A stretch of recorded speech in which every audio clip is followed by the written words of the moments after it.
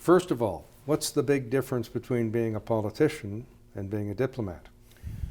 Well, it's not just being a politician, it's also being a lawyer. The difference between those two is you can pretty well advocate whichever way you want on whatever topic you want. As a diplomat, there are certainly very, I'll say, rigid parameters that we have to stay within. So this first year has been a learning experience for me in that regard. Now, Detroit is a very important border crossing for us.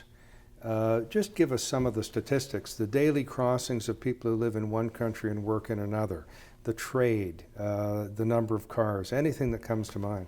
Well, let me start with the trade, because I think that's probably the best indicator. 25% of all the land trade between Canada and the United States crosses the Ambassador Bridge on a yearly basis. Just huge dollars. It's a reflection, of course, of the automobile industry in particular that operates on both sides of the border. But it's all sorts of other products as well, including agricultural products. So huge one. In terms of the people that cross, between 8,000 and 9,000 trucks cross that bridge on a daily basis, and roughly 9,000 people cross the bridge and the tunnel on a daily basis. Huge number of people, it was mentioned this morning actually in one of the programs, a huge number of medical personnel who move across between the Windsor area into Detroit, staff to a significant degree the hospitals. During the 9/11 post several days, we had to make special arrangements to get them across because the border was basically closed at that point. But we moved 1,500 people across on a daily basis to the hospitals. There were several of the hospitals that would not have been able to operate without those personnel. Now, is this a bit of an even trade, or are more Canadian medical workers working in America, or vice versa?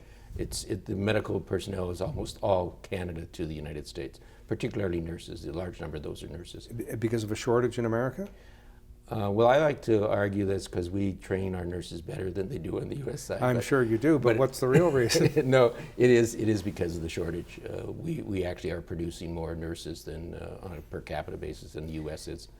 And yet, the old joke among those who are slightly right of center is the government is not a good agency to pick winners and losers.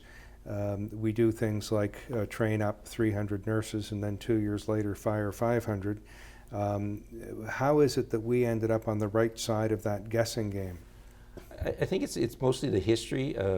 This is a Windsor-Detroit phenomenon more than a Canada-U.S. phenomenon. We just had this long history of interacting between the two cities. You can go back probably from the time we had our original settlements on both sides of the border. Well, I won't bring up our taking of Detroit during the War of 1812. That may be controversial. I love that story, though. It's a great story. Anyway, yeah, but you're right. It goes back, to that period of time and even earlier to the original settlements. We've just always crossed back and forth. And so it's not unusual for nurses as they're going into schools on the Canadian side in the Windsor area to be thinking, I'm going to take my position over on the U.S. side. Now, I'm intrigued about how we got Canadian nurses and medical personnel across the border right after 9/11, when, as you say, the border was effectively closed. How did we do that? The Windsor Police, along with the Detroit Police, arranged for this, along with cooperation from our border security people.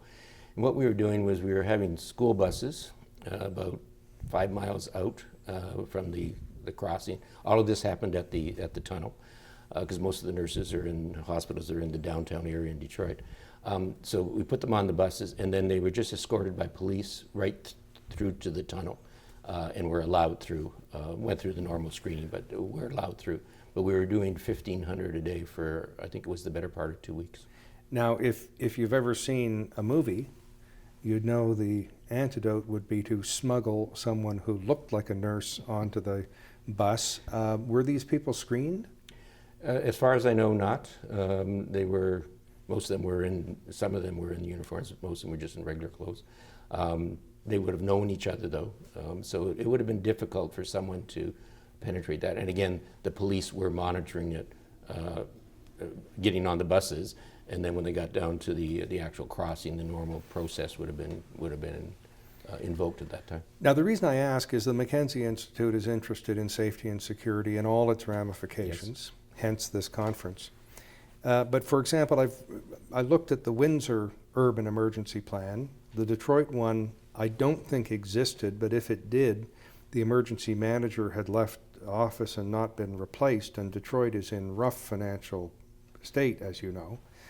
I would have wanted, or you and I would have wanted, if we were running the emergency preparedness shop there, military-style pontoon boats to get across in case the tunnel or the bridge were disabled.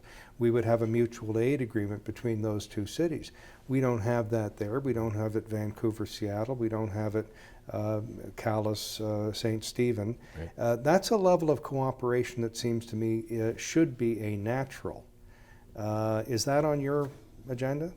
Well, I just want to make one correction because the city of Detroit, of course, went through bankruptcy. They're out of bankruptcy. They're actually in reasonably good financial shape. I think they've straightened out their pension problems where they're for the civil service. So much better shape. And I mean, there's a whole renaissance that's going on there, mostly driven by the private sector. With regards to the issue of that cooperation between the two sides, we certainly have all sorts of other cooperation that we have. We have the shipwriter where we've got RCMP officers on U.S. Coast Guard ships on a daily basis. That's a regular program. But for something as extensive as this, you suggested the pontoons. I know people have looked at that. It's just not a practical solution, in particular because in cold weather with the ice moving through the Detroit River, it wouldn't be viable. So it's that. In terms of the management plan, emergency management plan, I am aware of the one on the Windsor side. A friend of mine actually was the head of it at one time. He's retired now. I'm not aware of it on the Detroit side. I can tell you that we do emergency planning from within the consulate on an annual basis, twice a year. And one of the contacts we have is with the emergency management people in the Detroit side. So there is an office there. But I'm not aware of how extensive it is. Another reason I ask is that one thing that an emergency manager does is think up horrible things for a living, so forgive me. But I heard the Fire Marshal of Ontario say, well, we could evacuate Toronto by going northeast, southwest, and I thought, well, if people have recreation properties in the Finger Lakes or in Michigan or in Killington, good luck trying to get across the border. If there is a quadruple the normal lineup at the border in an emergency, I'm not sure there's going to be any way or means of getting those people across more quickly. Are you aware of any? No, although with the new bridge that we're building, we've been encouraging the existing bridge to stay in existence. We think it's really important for redundancy for just this issue. But beyond that, no. When I see you again, and it's maybe an exit interview after your tenure is over and you're on to your next assignment, what do you hope to say you got done during your term in Detroit? Well, I was given 3 mandates when I took this, 3 priorities. One was to deal with the ratification, well, at that time, finalize the negotiations for the USMCA, the CUSMA agreement. Deal with the issue of the tariffs, steel and aluminum tariffs that were on at that time, and deal with the monitoring and making sure that the construction of the Gordie Howe Bridge continues. So I take credit for the tariffs being lifted. I tried that on my consul generals around the country. They were not that responsive to my humor, but that one's gone. So I can say that was taken care of during my period. I think we're going to see the ratification, if not before the end of this year, sometime in 2020. So that one will be taken care of, and the bridge will be just about finished when I'm leaving. And I will be leaving. I'm of an age where I do not have another career after this one. Well, you never know, but without being too cute about it, the next question is kind of political, so you can opt out if you want. But it is, if it's your last term, maybe you'll opt in. There has been some talk for a lot of years, decades, and you've heard it, that nation states don't have the levers they used to have have an effect on the economy and people's lives and what have you. It's mainly multinational corporations. Bit of a simplistic or even a conspiratorial view, but there's a grain of truth in it. I had a say, left of center professor at a leading university say, who would not have been a Donald Trump fan. In a weird way, Donald Trump is reminding people that the state still is relevant. And I got in my car and started driving, and I listened to the radio that the Chinese had put fentanyl traffickers in jail, and they had decided to possibly open up negotiations on a trade deal. If this or any other president got the flow of those horrible drugs that are killing lots of people in America stemmed and opened up a mature trade deal with China, that person would be quite a hero. What's your view of that? Well, obviously, we've had conflicts with the current administration, including the president. So I don't think there's any question about where Canada is on that. In terms of the issue around the drugs, there's no question if anybody can put an end to it. But the reality is, if China is not the source, it may very well be somewhere else. So we have to be conscious of that. I think the work that's being done, not just by the U.S. administration, but by Europe as well, where they're trying to shut down that market coming out of, the huge volume that's coming out of China. I think they both, would be entitled to substantial credit for doing that.